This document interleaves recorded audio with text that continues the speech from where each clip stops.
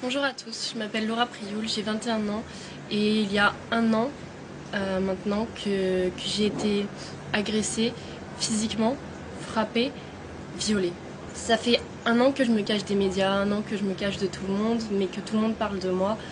Je n'ai jamais parlé parce que je ne voulais pas faire le buzz, parce que j'avais peur, parce que je ne veux pas entendre parler de moi comme ça, parce que je me sens vraiment salie par cette histoire.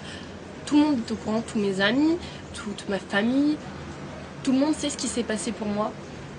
Et c'est vraiment très dur à accepter. Donc maintenant, je vais être cash et je vais vous dire ce qui s'est passé sans vraiment rentrer dans les détails. J'étais en boîte de nuit sur Paris.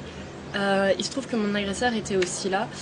On a passé une super soirée, vraiment très gentil, à m'inviter à sa table, à boire un verre, etc. Je ne buvais que de l'eau. Lui, il buvait de l'alcool, beaucoup d'alcool. Donc par la suite, il me propose d'aller dans une deuxième boîte de nuit. Je me soucie du fait de comment je vais rentrer chez moi.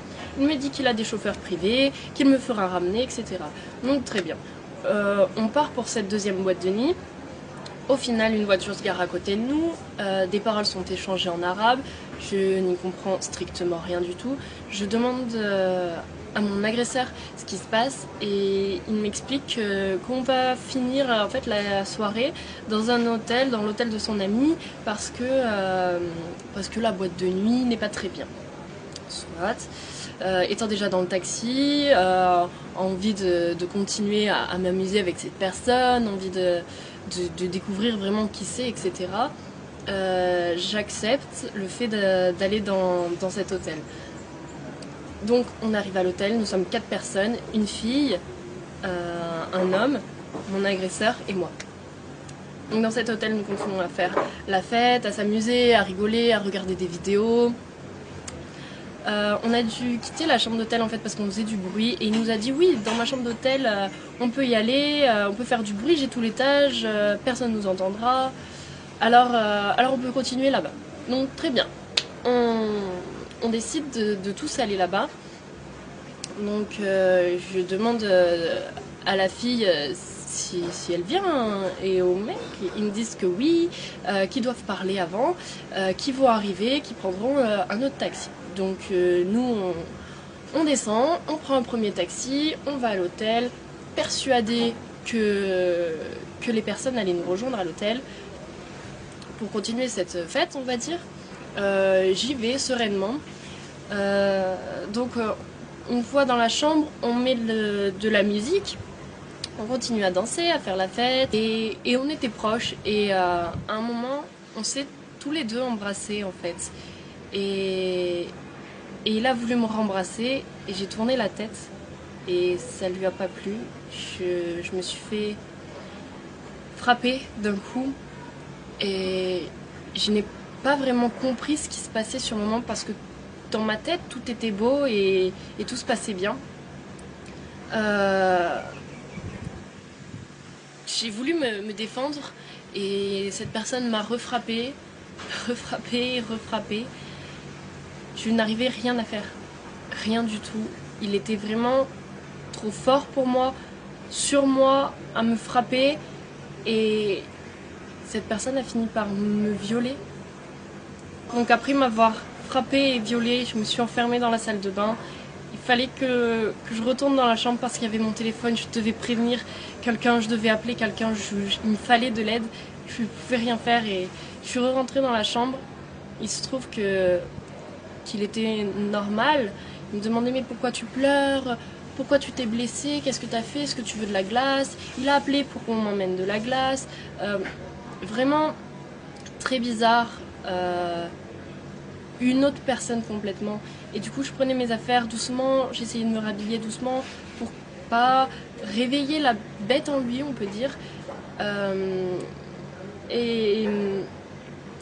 Et après avoir pris mes affaires, je lui ai regardé dans les yeux et je lui ai dit mais tu es un monstre parce que je devais le dire et c'était vraiment très bizarre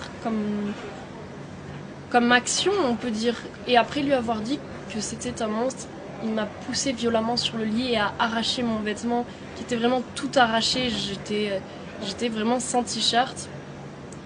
Il a essayé de me revioler en me touchant, étant couché sur moi, sauf que j'ai saisi sa gorge pour le stopper en fait. Je l'ai étranglé et il en a fait de même, il m'a étranglé aussi, mais il serrait tellement fort que je n'arrivais vraiment plus à respirer. Et honnêtement, je vais vous dire, j'ai eu vraiment très peur pour ma vie, j'ai eu vraiment peur de finir comme ça parce que je ne pouvais plus respirer, je voyais noir, des étoiles, je venais de recevoir je ne sais combien de coups et je venais de me faire violer. Je me suis dit que c'était fini pour moi. Sauf que j'ai réussi à basculer mon agresseur du lit en l'étranglant et en le poussant, et j'ai réussi à m'enfuir de la chambre en courant. Il y a une personne qui m'a aidée dehors, après je me suis enfermée avec une femme de ménage dans une chambre qui m'a aidée.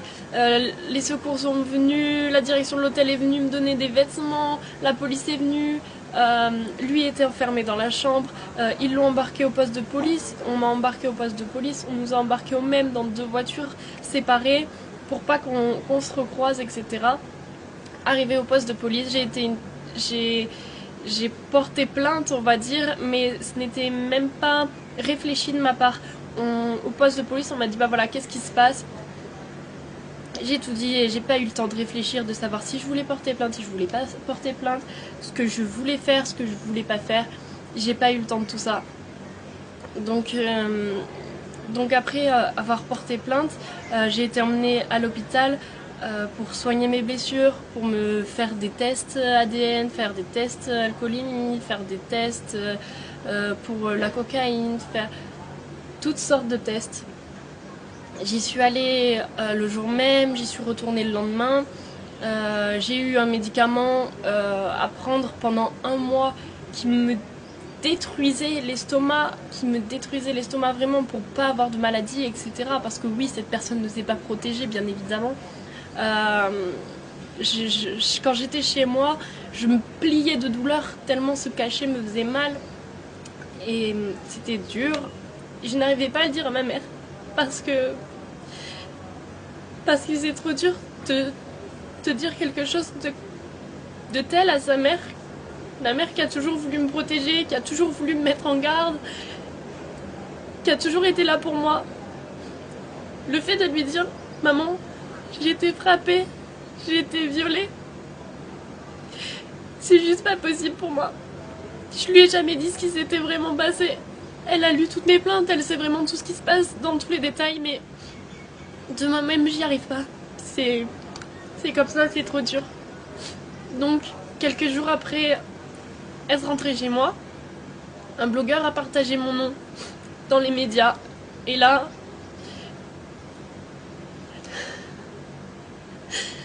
j'ai toute ma vie, on peut dire, qui s'est écroulée ce jour-là. Parce que on a commencé à m'insulter. On a commencé à me traiter de tous les noms. On a commencé à me menacer de mort. On a commencé à me menacer de tout ce que vous voulez. On a commencé à me dire vraiment des choses qui blessent. On a commencé à contacter mes grands-parents, à contacter ma mère, à contacter mes amis, savoir qui j'étais, à me contacter, à m'insulter, à me rabaisser, à m'inventer des histoires, à faire énormément de choses comme ça. J'ai eu tellement de menaces, j'ai vu tellement de commentaires sur moi. Je ne voyais aucun commentaire positif me concernant. Énormément de gens parlaient, énormément de gens m'insultaient, mais personne ne me soutenait, à part ma famille et mes amis.